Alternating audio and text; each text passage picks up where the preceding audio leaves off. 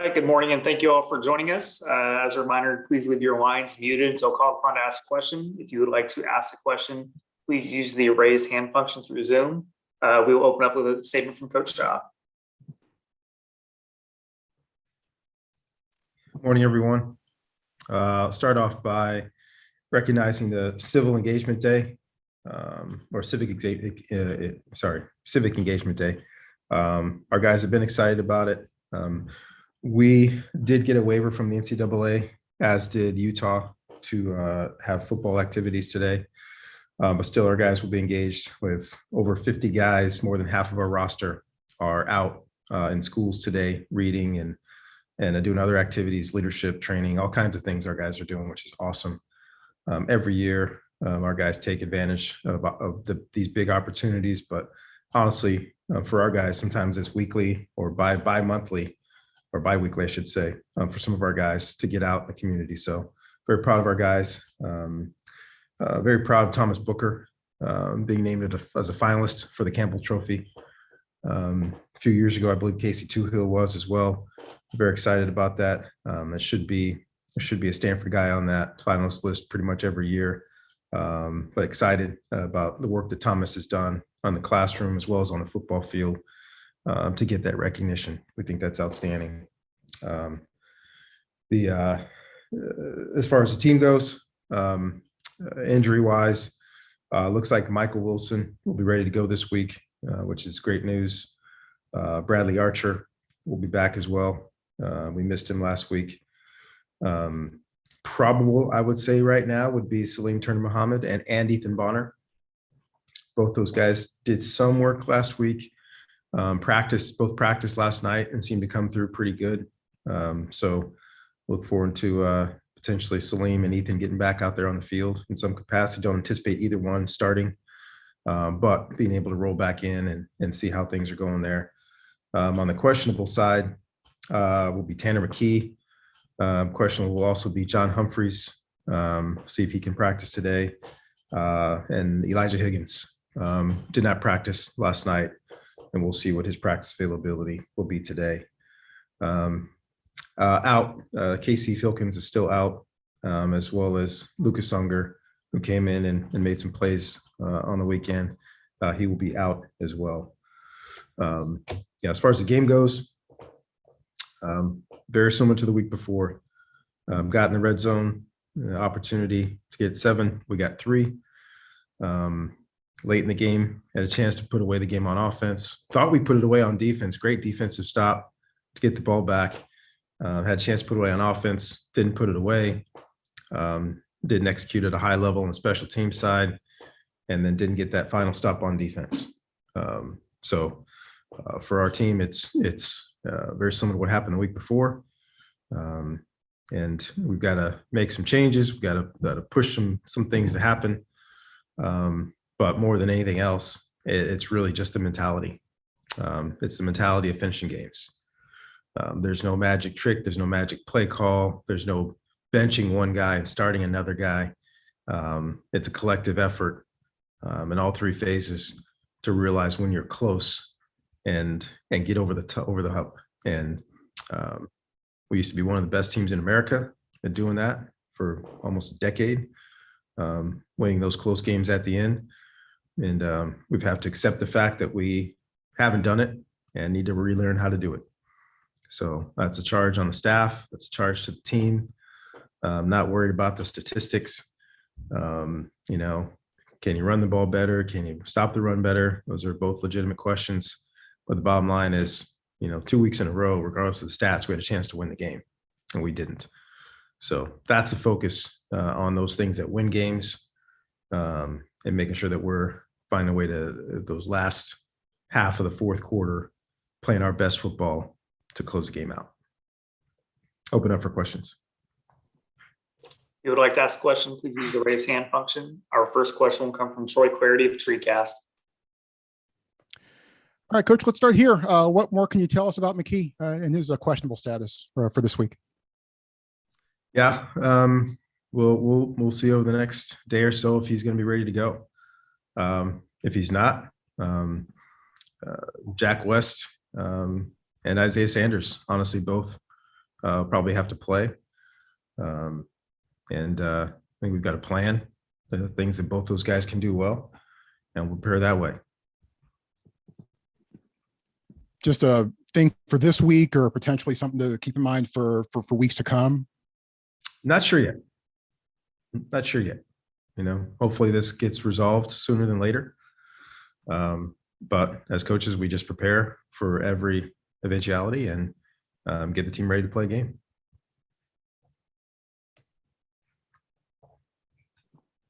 Our next question will come from Dave Kiefer. Yeah, hi, Coach. Just the advantage of playing a short week at home. I know it seems like that short week, it seems like that becomes an even bigger deal about home or road in those situations. Just curious about your thoughts on that. Yeah, I wouldn't call it an advantage. I'd call it less of a disadvantage. I think both teams are disadvantaged. Over the last few years, I've grown to hate these Friday games. I absolutely hate them. I don't think they're fair to the coaches. I don't think they're especially fair to the student athletes. You don't have enough time for your bodies to recover. A while ago, we used to all, dislike those Thursday night games because, guys would miss class on Thursday and Friday. But now I would love to push back and get those Thursday night games back. So at the very least, you don't play the previous Saturday and you don't play the following Saturday. I think those are much better for recovery and our student athletes' health. But these Friday games are on our schedule and they rotate through and everybody's got to play them. It'd be much better if we all played one. Hate playing two in 1 year because you come off a physical game. And we usually like to take, especially the offensive defensive lines. It's 60 car crashes a game, right? It's what it is. It's a car crash. So I usually like to take the shoulder pads off those guys on Monday, and the guys have played a lot in the game. But now Monday they actually have to work, right? We need to real practices on Monday and Tuesday. So we took the shoulder pads still off last night. We put the little protecting gear on there that are not shoulder pads. And we did okay. We were fine. Big thing was mentally. Mentally, we were really good, but you can't be very physical. And I think it's really tough on their bodies. So today we'll put the shoulder pads on, and get a little bit more work. Then we'll do our walkthrough tomorrow. So yeah, the Fridays being home is much better because you don't have the plane, right? You get that much more time between bus, plane, bus, to get off your feet and rest and relax. Next question will come from Steve Croner of the SF Chronicle. Coach, what distinguishes Utah's offense, in particular Cam Rising? I'd say that Cam has really, really grown even throughout the season. He's become a playmaker, and don't look at the statistics. You just look at the production on game day. If he needs to scramble and take off and run through contact to get a first down, that's what he does.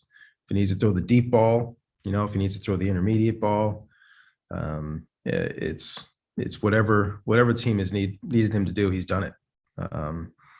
So that's really been the story of this season for Utah. Everybody, both sides of the ball, whatever it takes to win the game, they've been able to do it. Had a couple of tough losses early, like all of us have, but they've bounced back. Coaching staff, I think, has done an outstanding job. I think the guys have come out to play, and they play hard. That's a Kyle Whittingham, staple. They're going to come out and be physical, and they're going to play hard.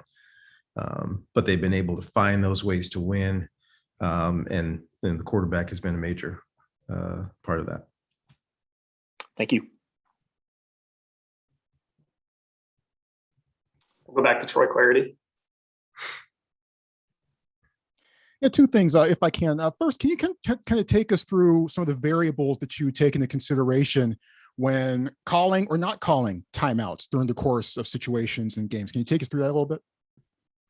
Yeah, there's pretty much a standard for me.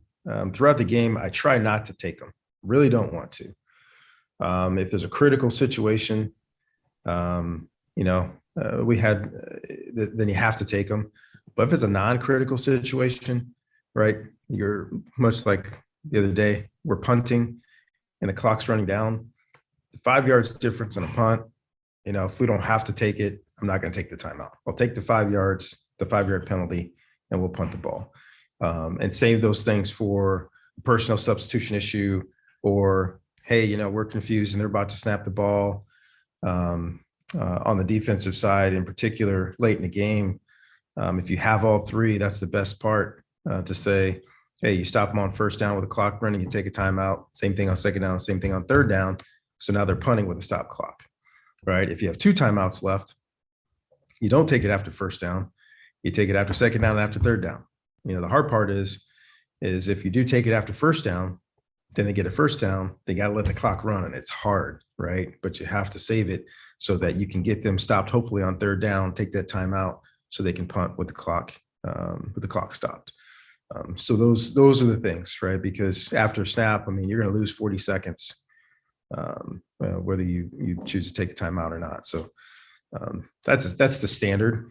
Sometimes you have to use them at different times, but try to keep those to a minimum. Second thing, Ricky Miezon nominated for a Comeback Player of the Year award, a pretty high honor for him. What does that mean to you, and what does he mean to the program?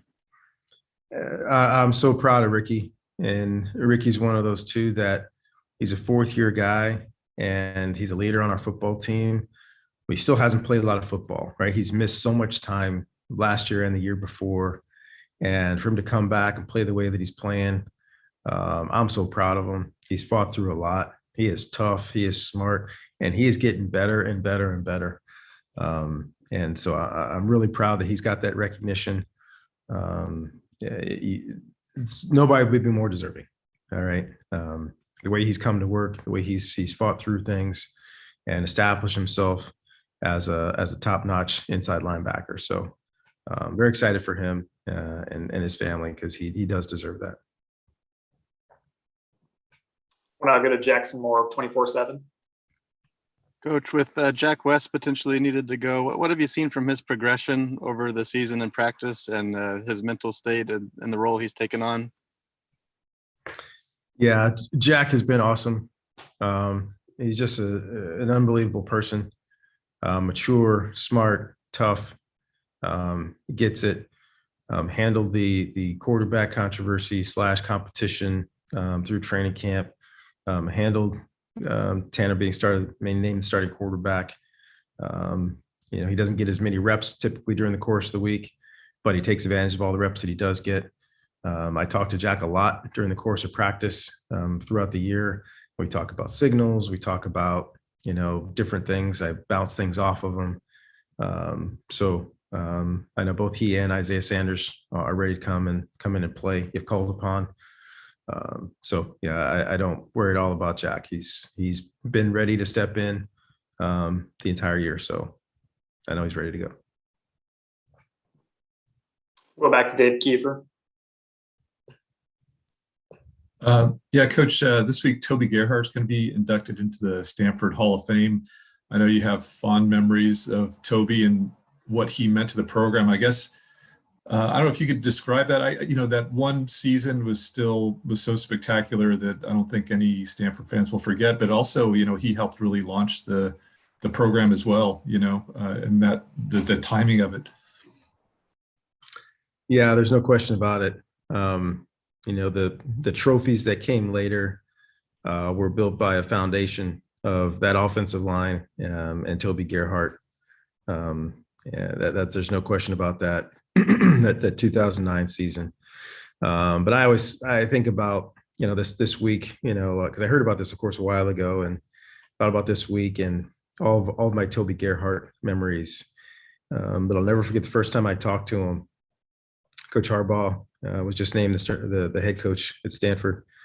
And I know I was coming as the offense coordinator and putting the film on. There was no question he was the best player on the team. So I called him and I said, introduced myself, and so nice to meet you, coach. And, especially as good as he was, uncertain about what we were bringing. And he said, Coach, I have one question for you. I said, what's that, Toby? He said, do you like big backs? I said, can you catch? He said, yeah. I said, then I like big backs. And that was our first conversation. And when we got on the practice field, there was no question that this guy was different. And I know he got hurt, missed some time, but from the first practice, the size and speed and quickness and agility, they're rare, just very, very rare.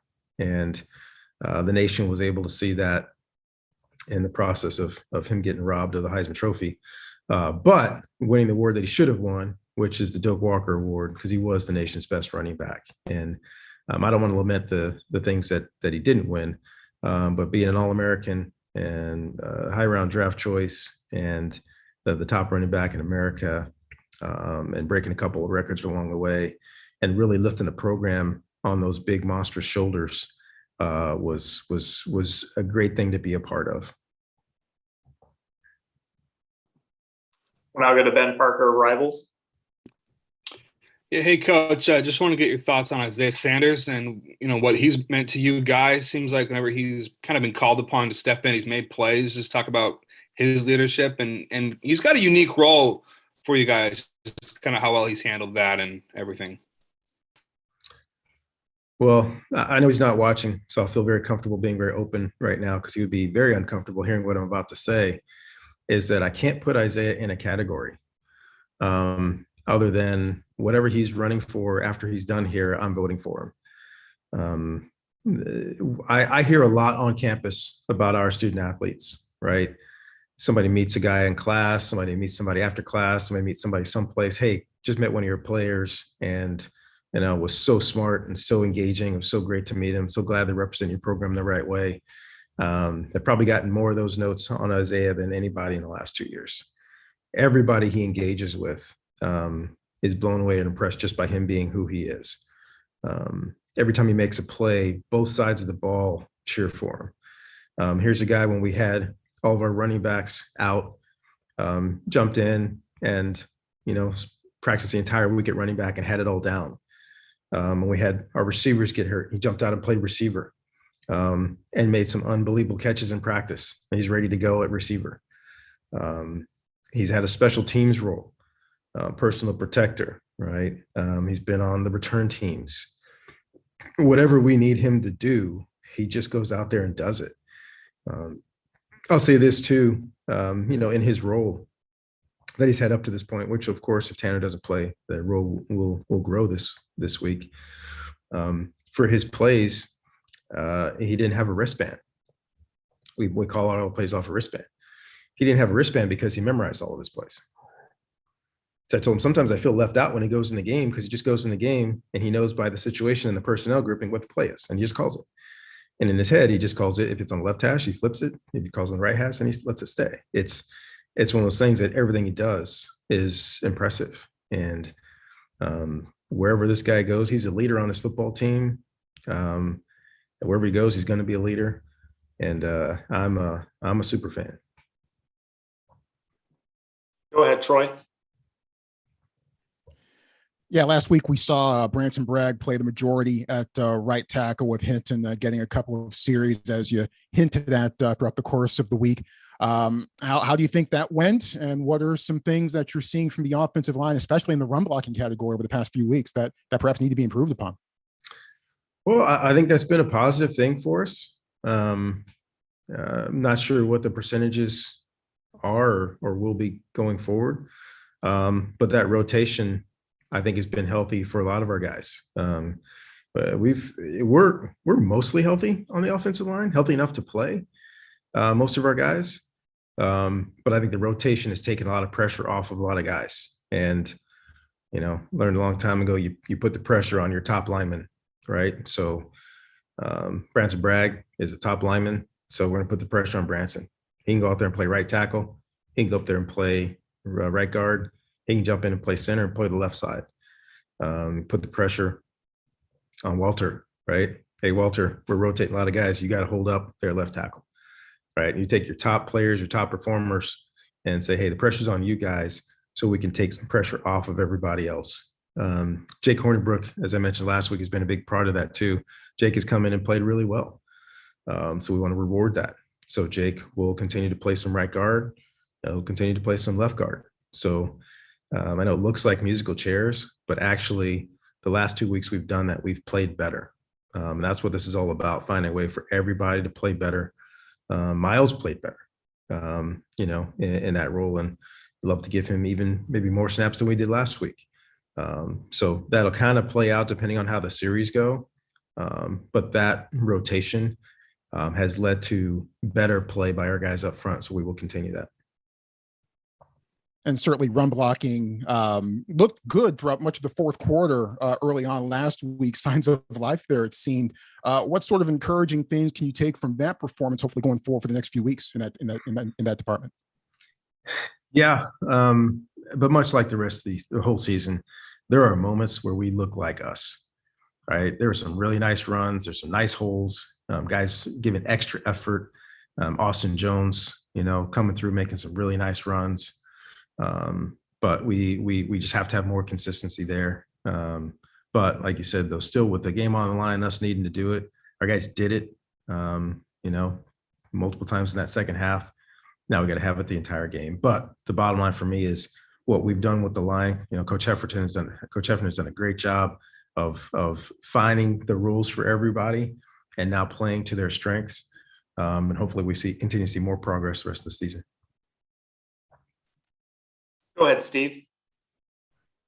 Coach, getting back to Tanner and whether he will or will not play, do you have a timetable in your mind where, either it could go to game time or, I'd really like to have it decided by tomorrow. I'd like to have it decided by Thursday. Do you have a timetable in mind, or could it go as much as 7:30 on Friday night?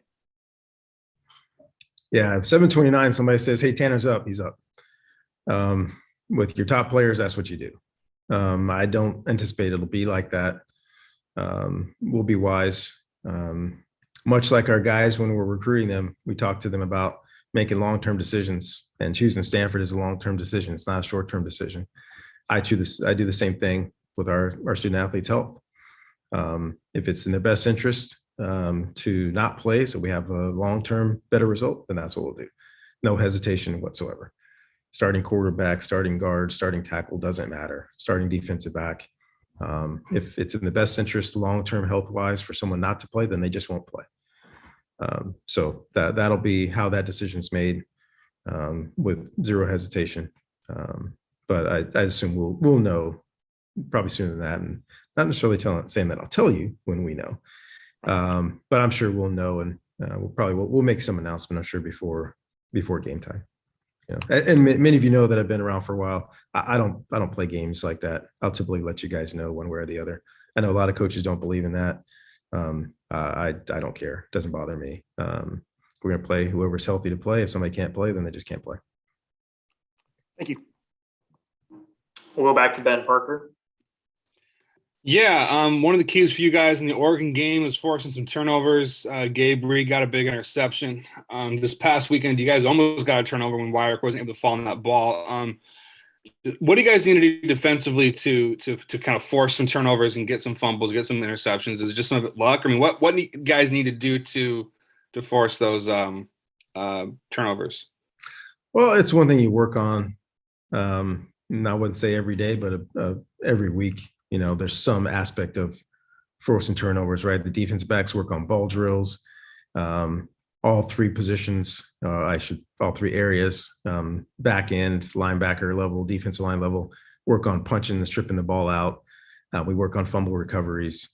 Caillou did a hell of a job. It was an unbelievable job of getting underneath, right? When a guy's lowering his helmet, first and foremost, you got to avoid helmet to helmet, which has happened twice this past weekend, which I saw, where the offensive player lowered its helmet towards a defensive player. So when you go low as a defensive player, you have to be careful. He somehow got underneath that and got the ball out. It's an unbelievable play. Great effort. So we got to have as many of those as possible, give ourselves those opportunities. We got to tip passes. We got to get in throwing lanes. We got to hit the quarterback and try to knock the ball out. Turnovers and explosive plays really end up being the majority of what things that swing games in your favor. That and the return game, like those things more than anything else, will heavily influence the game. Forget about the stats. You can be down in the stats, but you force a turnover, you get a big kick return, you get an explosive play on the offensive side. Those are things that not just swing momentum, but actually lead to points and lead to victories. Do you have any final questions for Coach Shaw? All right, thank you very much, Coach. Thank you all. Okay, thank you all for joining us today. As a reminder, players are not available today due to civic engagement duties. If you would like to press players for tomorrow after practice, please contact Scott or I, and we will send out a recording of this shortly. Thank you.